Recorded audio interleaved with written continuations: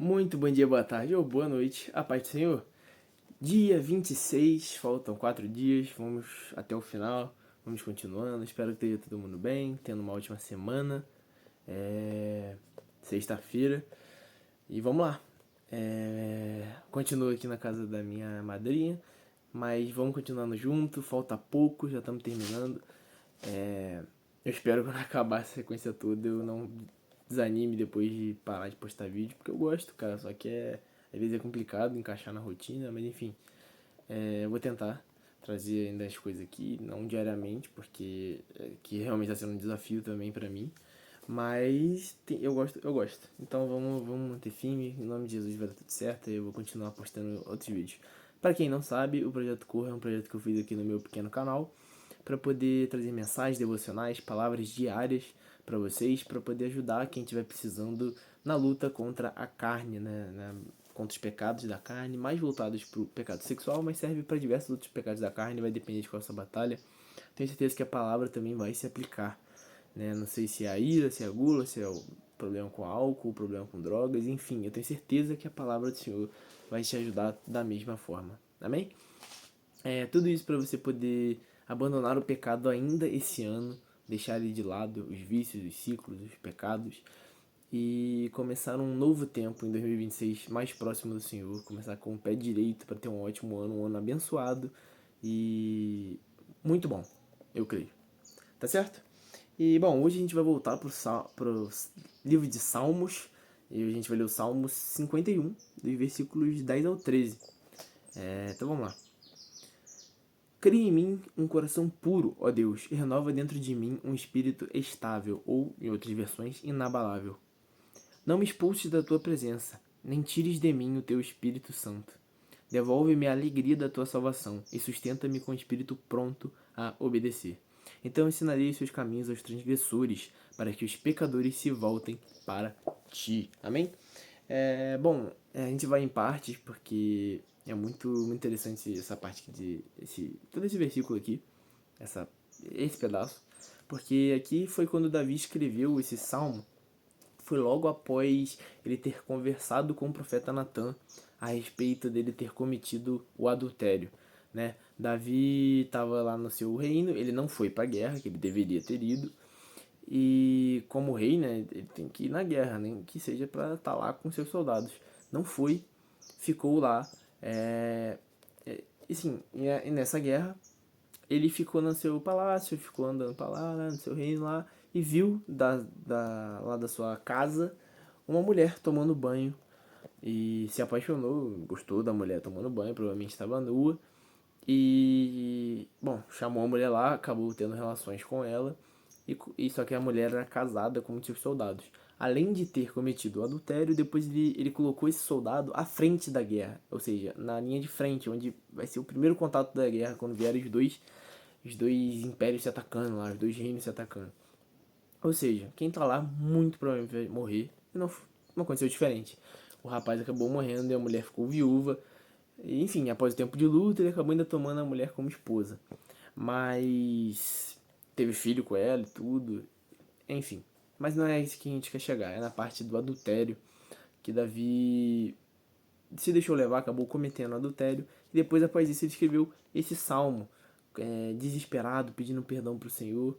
Porque, enfim, consequências viriam. O filho dele viria a morrer. E enfim. Bom, aí a gente chega nesse contexto que a gente se encontra aqui agora, em que Davi está escrevendo esse salmo a respeito de toda essa situação. Então, nessa parte, Davi escreve, mas ele não escreve só pedindo perdão ao Senhor. Aqui, principalmente, ele está pedindo transformação. E isso é muito importante que a gente faça, pedir transformação. Aqui, como o próprio versículo destaca, cria em mim um coração puro, ó Deus. Ou seja, mostra que ele não tinha um coração puro antes. Ele pede para Deus transforma, cria em mim um coração puro. Renova dentro de mim um espírito estável, um espírito de retidão, um espírito inabalável. Davi, ele se preocupa, cara, em perder a presença do Senhor na vida dele. Ele se preocupa em ter ficado longe de Deus o suficiente para Deus não querer mais saber dele, deixar ele de lado, né? Não me expulse da tua presença, nem tires de mim teu Espírito Santo. Não é assim que a gente se comporta após pecar, após sentir que a gente não tem mais jeito, após sentir que Deus nos deixa de lado. No caso, Deus nos deixa de lado, nós deixamos Deus de lado e agora ele não quer mais saber da gente. Não é assim. A gente não se preocupa em, cara, pô, será que Deus ainda vai me ouvir? Será que ele vai continuar comigo? Será que eu ainda vou ter a presença de Deus e sentir ela algum dia de novo? Será? Não é assim. A gente não teme por perder a presença de Deus na nossa vida. É o que acontece aqui com Davi. Ele teme em o Senhor não estar mais com ele. E logo em sequência, ele bota aqui: sustenta-me com um espírito pronto a obedecer. Ele pede um espírito de obediência para poder cumprir os mandamentos de Deus, para poder acertar dessa vez. Senhor, muda isso em mim. Me dá um espírito para obedecer a tua palavra, obedecer os seus ensinamentos, obedecer aquilo que é da tua vontade. Crie em mim isso, me ajuda. Ele pede ajuda ao Senhor para poder fazer certo dessa vez e não errar novamente, não pecar novamente. E no final de tudo, ele diz: então ensinarei os teus caminhos aos transgressores, para que os pecadores se voltem para ti. No final, ele pede para Deus tudo isso e depois diz que, como consequência de ter um coração puro agora, ter um espírito estável, o Senhor não abandonar ele, não tirar a presença dele, ter um espírito pronto para obedecer, ele ensinará a palavra para os transgressores. Ele vai ensinar para aqueles que não conhecem o Senhor de perto. Ele vai ensinar eles sobre a palavra, vai ensinar sobre Deus, para que os pecadores se voltem para ele, para que os pecadores se convertam. E que a gente possa pegar esses versículos e aplicar na nossa vida. Que a gente possa ter esses versículos como base para a gente começar com o Senhor a um trabalho de transformação completa na nossa vida. Em que a gente vai pedir um coração puro, vai pedir um espírito de retidão, um espírito de obediência. Sabe, que a gente realmente vai se preocupar em perder a presença do Senhor, porque se a gente continuar nisso, a gente vai perder a presença do Senhor, mas não só aqui. Não é só aqui que o Senhor não vai mais falar com a gente, porque o espírito esfria, a gente não ouve a voz de Deus, a gente não sente mais Ele.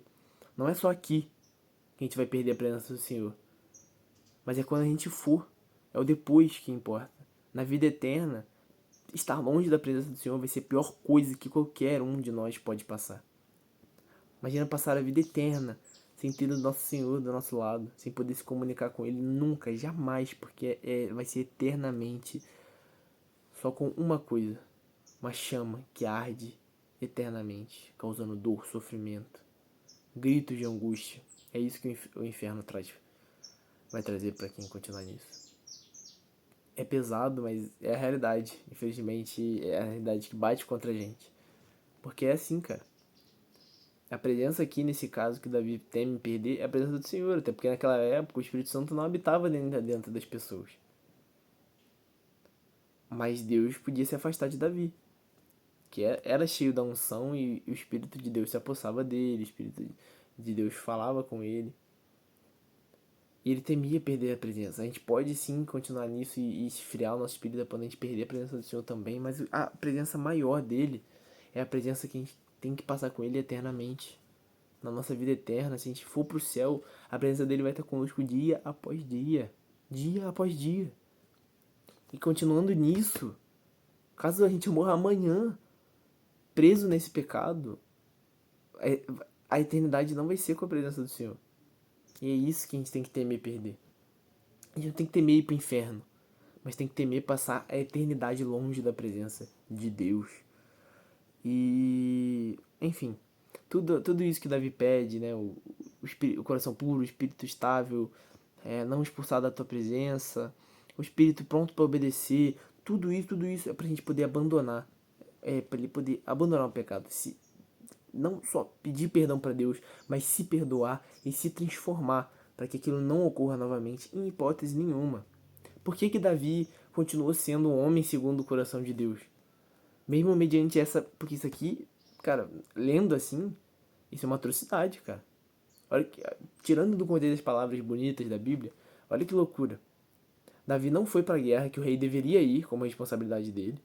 viu uma mulher pelada tomando banho, gostou da mulher, tendo mulheres, gostou daquela mulher, chamou ela, teve relações com ela, ela traiu o marido dela com ele, então, ou seja, ele sabia que ela era casada e ficou com uma mulher casada.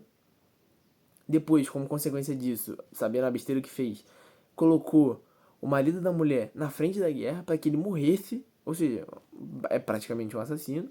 Não foi ele que matou, mas foi ele que quase que decretou a morte do cara. Um assassino. E ainda ficou com a mulher do cara depois que ela ficou viúva. Olha que loucura. E mesmo assim, no final, Davi foi um homem segundo o coração de Deus por conta disso aqui, dessa parte, que é extremamente importante. Em que ele não só pede perdão pro Senhor, mas ele pede uma transformação completa. E isso acontece. Davi não comete o mesmo erro novamente, ele não cai de novo. E é isso que a gente tem que buscar. É essa transformação que Davi teve que a gente tem que buscar para que no final de tudo a gente ter passado por um ciclo de cai, levanta, erra, pede perdão, enfim, vai nessa de novo, de novo, de novo, de novo. A gente vai se libertar, vai ter essa transformação que Davi teve. A gente não vai cair novamente, a gente vai se manter firme agora na presença do Senhor. Vai ser um homem, vai ser uma mulher, segundo o coração de Deus. E no final de tudo, o nosso testemunho de quão difícil foi abandonar o pecado, de quão difícil foi largar os vícios, largar as nossas vontades, deixar o nosso desejo de lado, deixar o pecado de lado. Quão difícil foi tudo isso, mas a gente conseguiu. Esse testemunho, em nome de Jesus, vai servir para salvar muitas e muitas almas. Vai trazer muitas, vai ganhar muitas e muitas almas para o Senhor. Porque é esse o desejo dele. No final de tudo isso, vai servir para, juntamente com a palavra de Deus, ensinar aqueles que ainda não conhecem o Senhor, poder chamar para perto quem ainda não é convertido, para que o Senhor possa se fazer presente na vida dessas pessoas também e mostrar para elas, olha, ainda tem jeito, ainda dá para largar aquilo que é a sua vida passada, porque o Senhor transforma a gente completamente.